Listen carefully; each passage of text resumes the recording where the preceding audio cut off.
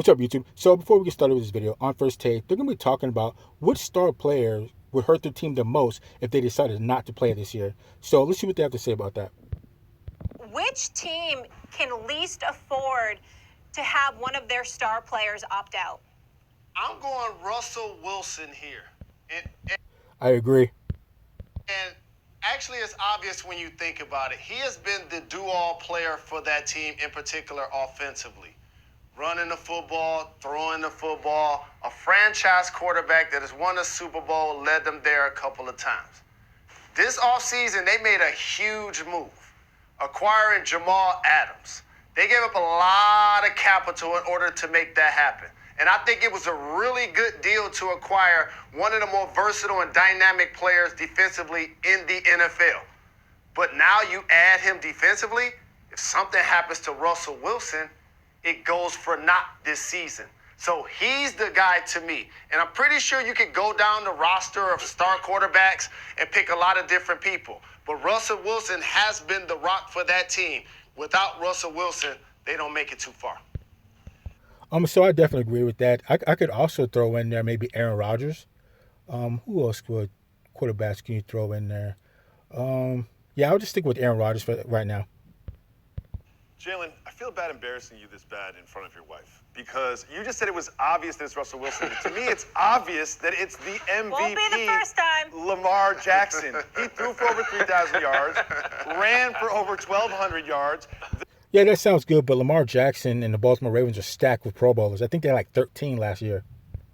The Ravens had more touchdowns, more passing touchdowns, and more running yards, and a lot of them were Lamar Jackson's than any other team. The Ravens without Lamar Jackson are nothing, and I think the Seahawks without Russell Wilson still have enough to get to the playoffs. You're wrong.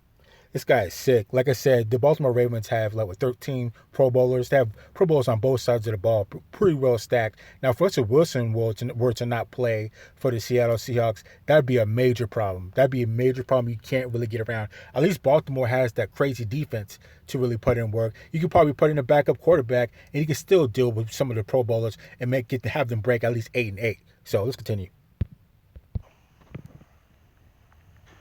Yeah, man. You know what? I'm gonna go with Jalen on this one. Look, I'll put it this way. Look, if I've said this many different times, Seattle without Russ is probably they're struggling to be a 500 team. Struggling. They're probably a 7-9, 6-10 team without him. They don't have the same dominant defense that they've had in the past, although they're getting there. They need more pass rush. They obviously are trying to bolster the middle of this defense with the addition of Jamal Adams. And him and Quandre Diggs are going to be one of the best 1-2 safety punches in the NFL, no question about that. But on offense, behind the offensive lines that they have put together out in Seattle, which are porous at best, terrible at worst, Russell, how many times have you watched Russell play and on drop back pass on third down, it looks like this. Russell, drop back and do something. Just make something happen.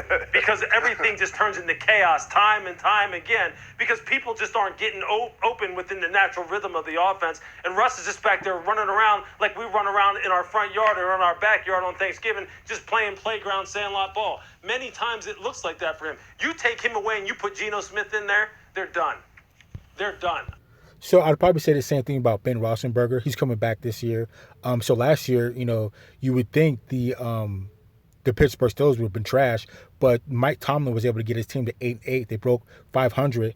So I think if he's not there, Ben Roethlisberger's not there, the Pittsburgh Steelers would definitely be in trouble again. It just but luck that by Mike Tomlin was able to get those boys breaking even.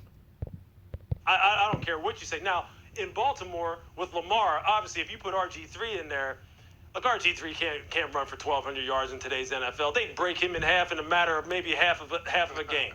He would be done. They'd take him out of there. But I'll tell you what, Baltimore right now, 1 through 53, that roster is stacked now. I mean, if you just say this, look, we're just going to run a heavy dose of Mark Ingram and KJ Dobson and let them two just carry the load, you probably say, well, you know what, we'll win a couple games like that. And then exactly, they'll at least break 8-8. I tell you that much. They've got some weapons on the perimeter. If you can just get the ball to guys, like the playmakers they have, and then on defense with the additions that they've made on defense, they're going to win some games. And here's another team I'll throw in there. Picture this while we're just on the topic. Picture if the Pittsburgh Steelers right now, if Ben Roethlisberger said, you know what, nah, I'm just going to rehab this arm for another year. Y'all just go ahead and let Mason Rudolph play, or let Duck Hodges go ahead and play.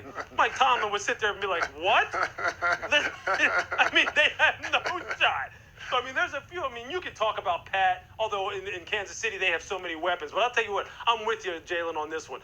If you take Russ off of this football team, Seattle is struggling to make it 500. They're struggling right there. I'd say maybe Deshaun Watson, too, for the Houston Texans. If you take him away, the Houstons are going to be in some trouble. I mean, they already let DeAndre Hopkins get away from them, so it just doesn't make any sense for that. This is a team that right now, based on the move for Jamal Adams, they're talking about, look, we got to be Super Bowl contenders. It's Super Bowl or bust for us, given what they gave up for sure. I agree with Lewis. And final point, Jacoby, you know how much I love Lamar, and I can't wait until he gets one of those Patrick Mahomes deals. And by the way, Lewis, I didn't know that NFL players can sign 10-year deals until Patrick Mahomes did. Yeah, man. I didn't know that. Man. Right? Yeah, so I think Dante Culpepper, offhand, I can only remember, I think he signs about a 10-year contract, huge contract. I didn't realize that could happen. Yeah, look, my man, Pat Mahomes right now is on a whole new level. You see what he's doing. He can do whatever he wants to do. Hey, but I would say Patrick Mahomes, too. If you take off Patrick Mahomes away from the Kansas City Chiefs, I think the Kansas City Chiefs would still be good. I mean, they have one of the fastest and best wide receivers in the league with Tyreek Hill, one of the best tight ends, Travis Kelce. They're just stacked. They're just stacked. Hey, did you see his new ride is what I want to know. Did you see what that new Ferrari 812 super fast he bought? Man. It's good to be Pat Mahomes. Yeah. Living his best life. Hey, Lou, Yes, let sir. me just ask you this really quick before we go to break. And I know Adam Schefter was tweeting this kind of in jest, but because of your time, obviously, in the front office, NFL executives, and it's all on Twitter, he tweeted the exchange, already hitting up Adam. They're mad about the Patriots' 6 players opting out. They're saying Belichick's masterminding all of this. But in all seriousness, what do you think about New England not having 6 players already?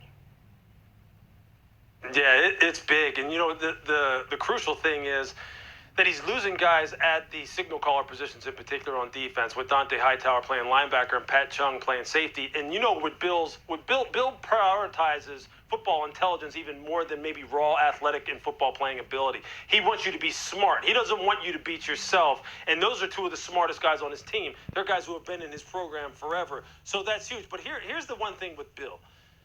Okay, Dante's getting older. Pat Chung's getting older. You see who their draft this past year? I'm not saying he knew that these guys weren't going to be there, but you see who they drafted this past year? They draft Kyle Duggar in the 2nd round, a safety out of Lenore Ryan. They draft Josh Uche in the 2nd round out of Michigan. And then they draft Anthony Jennings as well out of Alabama. Safety, linebacker. A safety that can play the same kind of roles that Patrick Chung plays, and linebackers that can play stacked off the ball or walk up on the line of scrimmage and rush the passer. What does Dante Hightower do? The same thing. Bill's always thinking ahead, man. He can't predict pandemics. If anybody knows what they're doing.